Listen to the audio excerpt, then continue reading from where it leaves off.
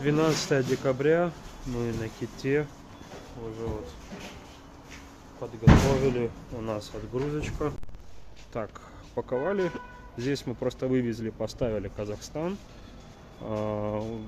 Здесь у нас 90 мест Москва, в том числе 20-килограммовый канистр.